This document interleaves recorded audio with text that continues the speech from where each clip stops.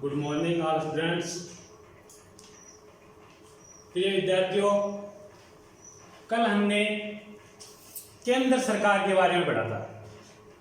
केंद्र सरकार में हमने पढ़े थे सरकार के तीन हैं, व्यवस्थापिका, कार्यपालिका, न्यायपालिका। जिसमें हम पढ़ रहे थे व्यवस्थापिका का गठन, यानी कि संसद का गठन। संसद के गठन के बाद आज हम पढ़ेंगे संसद की शक्तियां।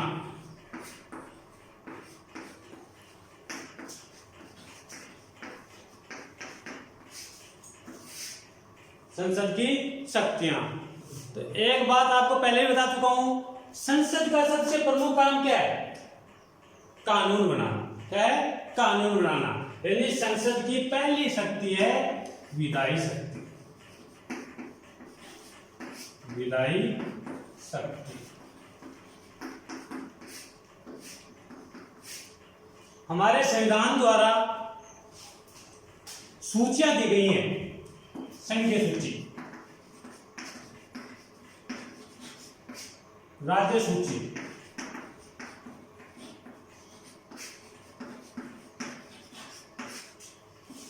समवर्ती सूची,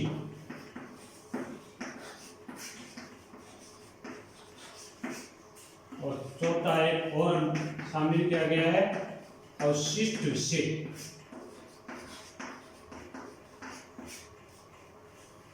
संघीय सूची है, संघीय सूची के जितने भी विषय हैं उन पर कानून बनाने का अधिकार किसको है? संसद।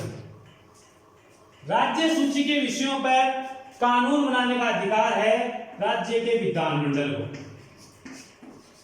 राज्य विधानमंडल यानी राज्य की व्यवस्थापिका, संघीय व्यवस्थापिका का नहीं, राज्य की व्यवस्थापिका। समवर्ती सूची के विषयों पर आपकी संसद और ये दोनों राज्य विधानमंडल दोनों कानून बना सकते हैं समवर्ती सूची के विषयों पर। लेकिन इसमें एक समस्या है कि किसी एक विषय पर जो समवर्ती सूची के अंतर्गत आता है और उस पर राज्य का विधानमंडल और संसद दोनों एक साथ कानून बना रहे हैं। संसद और राज्य का विधानमंडल समवर्ती सूची के किसी विषय पर अगर दोनों एक साथ कानून बना रहे हैं तो ऐसी परिस्थिति में संसद द्वारा बनाया गया कानून ही मान्य होगा। उसके बाद आते हैं आपके अवशिष्ट विषय। अवशिष्ट विषय वे विषय होते हैं जो इन तीनों सूचियों में शामिल नहीं होते। किसी अन्य विषय, नए विषय पर कानून बनाने की आवश्यकता पड़ती है तो वह राज्य का विधानमंडल नहीं बना सकता। वह कानून कहाँ बनता है? संसद में बनता है। और वह विषय किसके अंतर्गत है? अवशिष्ट विषय के अंतर्गत। तो यह थी आपकी विधायी शक्ति, संसद की कानून निर्माण से संबंधित शक्ति। संसद की दूसरी शक्ति आती है आपकी संविधान में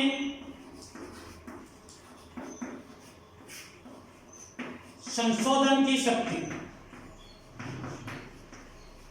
संविधान में संशोधन की शक्ति।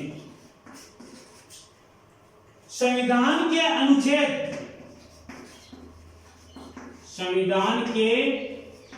अनुच्छेद 368 के अनुसार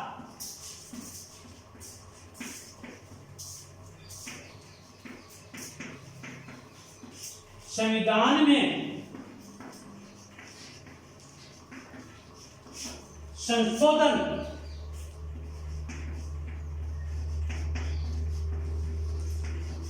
करने का अधिकार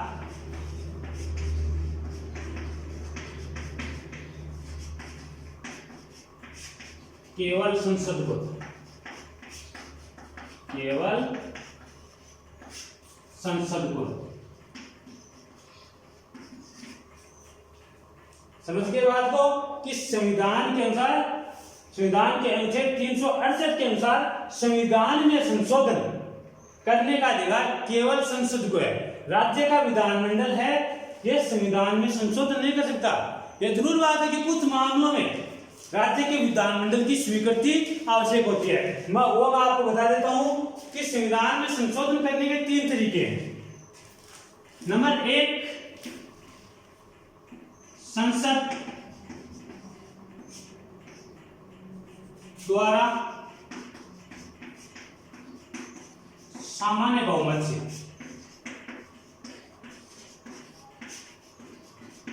नंबर 2 है संसद के दोनों सदनों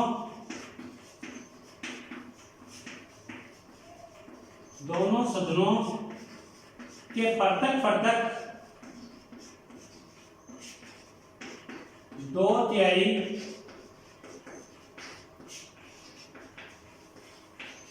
बहुमत से। और तीसरा है संसद के दोनों सदनों के पृथक 2/3 बहुमत की आवश्यकता होती है। साथ ही आधे राज्यों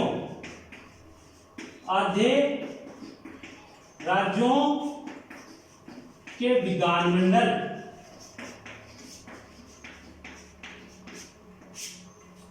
की स्वीकृति भी आवश्यक है। आधे राज्यों के विधानमंडल की स्वीकृति भी आवश्यक है। तो समझ गए होंगे आप संविधान में संशोधन की शक्ति 3 तरीके से की जाती है। अधिकांश विषयों पर यानी अधिकांश भाग पर संसद सामान्य रूप से संविधान में संशोधन कर सकती है। कुछ विषय ऐसे हैं जिसमें संसद के दोनों सदन, लोकसभा और राज्यसभा, दोनों सदन पृथक 2/3 बहुमत के माध्यम से संविधान में संशोधन कर सकते हैं। और कुछ ऐसी परिस्थितियां जैसे जीएसटी साहब, थोड़े दिनों पहले आपने सुना भी था जीएसटी के बारे में। कोई ऐसा बिल था जिसमें संसद के दोनों सदनों के पृथक 2/3 बहुमत के साथ साथ आधे से अधिक राज्यों के विधानमंडल की स्वीकृति भी आवश्यक थी। तो यह था आपका संविधान में संशोधन की शक्ति। इसके बाद नेक्स्ट है वित्तीय शक्ति।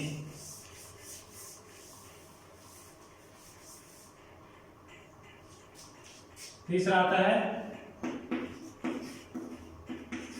वित्तीय शक्ति।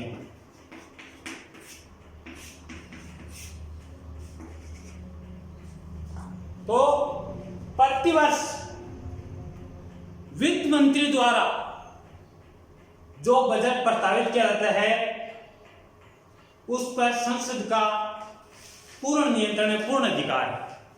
वित्त मंत्री द्वारा प्रस्तावित बजट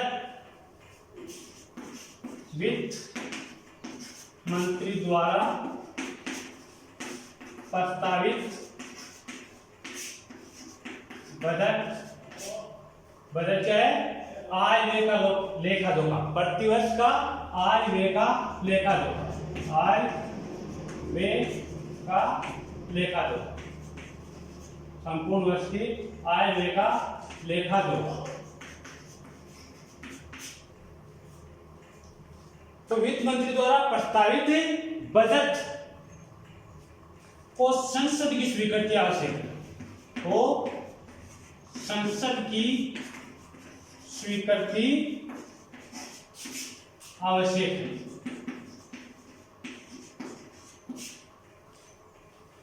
बिना संसद की स्वीकृति के देश में वित्त से संबंधित कोई भी कार्य नहीं किया जा सकता। तो याद हो गया होगा, सिंपल बात है वित्तीय शक्तियां कि देश के वित्त पर संसद का पूर्ण अधिकार है। वित्त मंत्री द्वारा प्रस्तावित बजट यानी आय व्यय पर संसद की स्वीकृति आवश्यक है। संसद की स्वीकृति के बिना, संसद में भी नाम बोलने में क्या आ रहा है पूरी संसद का, व्यवहारिक दृष्टि से देखें तो किसका? लोकसभा। लोकसभा की स्वीकृति के बिना देश में वित्त से संबंधित कोई भी कार्य नहीं किया जा सकता।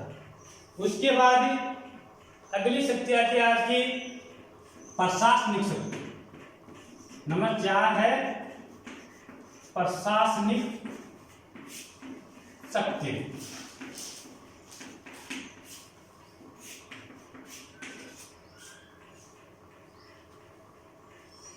तो भारतीय संविधान के द्वारा संसदात्मक शासन व्यवस्था अपनाई गई है। भारतीय संविधान के द्वारा संसदात्मक शासन व्यवस्था अपनाई गई है और संसदात्मक शासन व्यवस्था में संविधान के अनुसार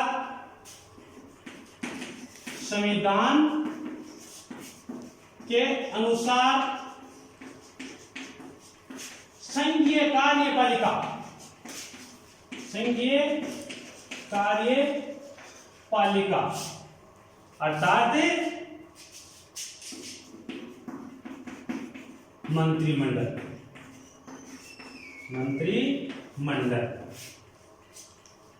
संसद के प्रति जैसे कोष्टक में लिख सकते हैं, मुख्य रूप से देखें, व्यवहार में देखें, किसके प्रति? लोकसभा के प्रति,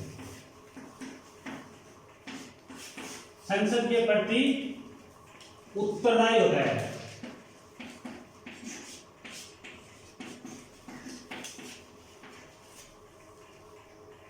तो इस प्रकार मंत्रिमंडल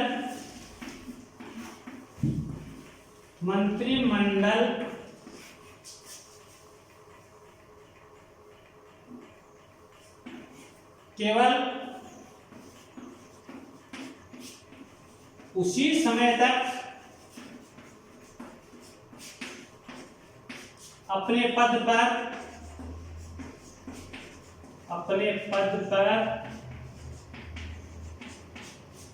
बना रह सकता है जब तक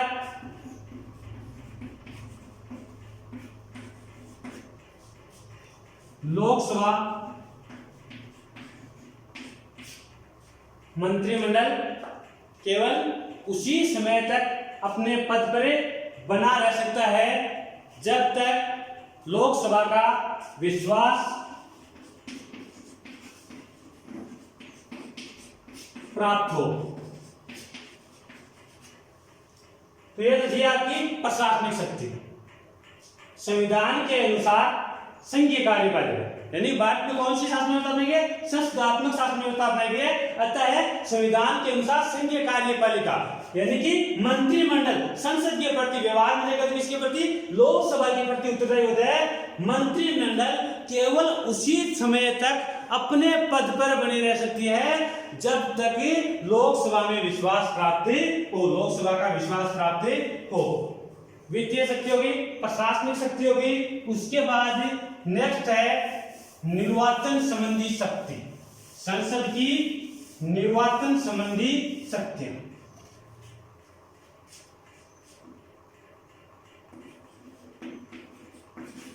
निर्वाचन संबंधी शक्ति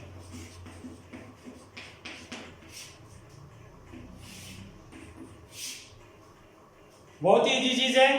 केवल दो अनुच्छेद याद रखने आपको, अनुच्छेद 54 और अनुच्छेद 66। अनुच्छेद 54 के अनुसार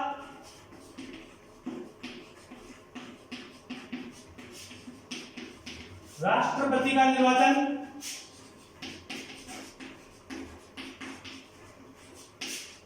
और अनुच्छेद 66 के अनुसार उपराष्ट्रपति का निर्वाचन।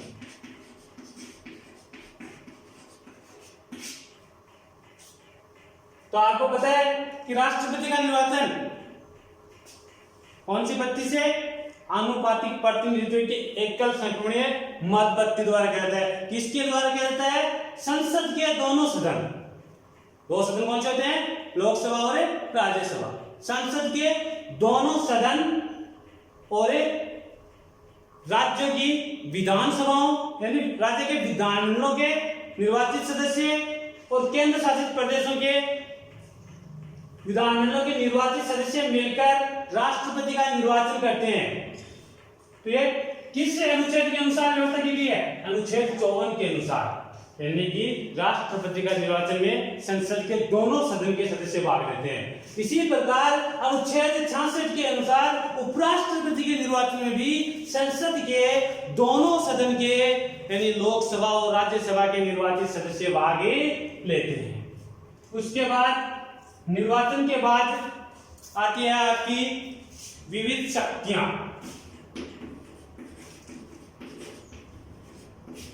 विविध शक्तियां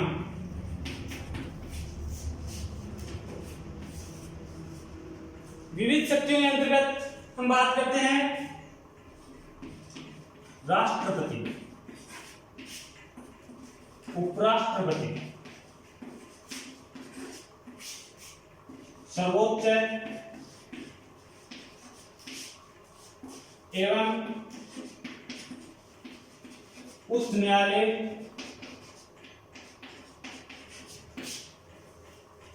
के न्यायाधीशों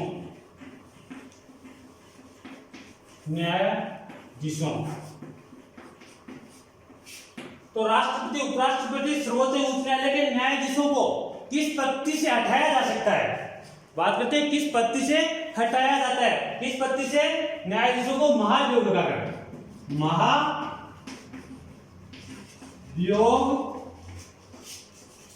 लगाकर संसद पद से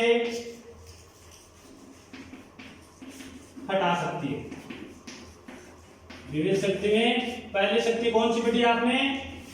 कि राष्ट्रपति, उपराष्ट्रपति, सर्वोच्च एवं उच्च न्यायालय के मुख्य न्यायाधीशों एवं अन्य न्यायाधीशों, उनको अगर पद से हटाना है तो महाभियोग लगाना होगा। और ये महाभियोग केवल किसके द्वारा लगाया जाता है? संसद के द्वारा। संसद के दोनों सदनों के 2/3 बहुमत से महाभियोग पारित होना आवश्यक है। उसके बाद हम बात करते हैं संकट काल के समय शक्ति। संकट काल के समय संसद की शक्ति। तो विद्यार्थियों, आपको पता होगा कि संकट काल की घोषणा किसके द्वारा की जाती है? संकट काल यानी आपातकाल। आपातकाल किन परिस्थितियों में लगता है? इसकी घोषणा किसके द्वारा की जाती है? तो आपातकाल है, आपातकाल की घोषणा राष्ट्रपति द्वारा की जाती है। किसके द्वारा की जाती है? राष्ट्रपति द्वारा। कभी आपने कक्षा 9 में भी पढ़े थे 3 अनुच्छेद, अनुच्छेद 352, 356 और 360। अनुच्छेद 352, 356 और 360। जब कोई युद्ध, बाह्य आक्रमण जैसी परिस्थितियों में राष्ट्रपति पूरे देश को अपने कंट्रोल में लेता है, पूरे देश पर आपातकाल लागू करता है, तो वो किस अनुच्छेद के अनुसार? 352 के अनुसार। किसी राज्य का अगर संवैधानिक तंत्र विफल हो जाता है, यानी जब देश संविधान के अनुसार नहीं चल पा रहा है या फिर देश का कोई हिस्सा संविधान का उल्लंघन कर रहा है, तो ऐसी स्थिति में उस जगह पर संविधान के अनुच्छेद 356 के तहत राष्ट्रपति शासन लागू कर दिया जाता है। वित्तीय संकट आने पर, देश के किसी कोने में या देश पर वित्तीय भार पड़ने पर राष्ट्रपति द्वारा संविधान के अनुच्छेद 360 के तहत वित्तीय संकट लागू कर दिया जाता है। अब देखो विद्यार्थियों, वित्तीय संकट की बात हो गई, संवैधानिक उल्लंघन की बात हो गई, बाह्य आक्रमण की बात हो गई, तो यह कौन करता है? राष्ट्रपति। लेकिन हम बात करें इसमें संसद की शक्ति क्या है? हम पढ़ रहे राष्ट्रपति नहीं पढ़ रहे हैं, हम पढ़ रहे हैं संसद की शक्तियां। इसमें संसद की शक्ति क्या है? तो संसद की शक्ति है कि जब राष्ट्रपति आपातकाल की घोषणा करता है तो 1 महीने के अंदर अंदर संसद के दोनों सदनों से अनुमोदन आवश्यक होता है, तभी वह प्रभाव में आती है। राष्ट्रपति द्वारा आपातकाल की घोषणा करने के बाद संसद से दोनों सदनों द्वारा 1 महीने के अंदर अंदर अगर अनुमोदन लिया जाता है, स्वीकृति ली जाती है, तो ही राष्ट्रपति शासन आपातकाल संकटकाल लागू होता है। उसके बाद 1 माह है में दोनों सदनों की स्वीकृति या अनुमोदन। उसके बाद एक बार में आपातकाल, एक बार में संकट काल की घोषणा 6 माह के लिए होती है। 6 माह के लिए होती है और 6 माह के बाद पुनः इसे 6 माह तक और बढ़ाया जा सकता है। कितने टाइम तक?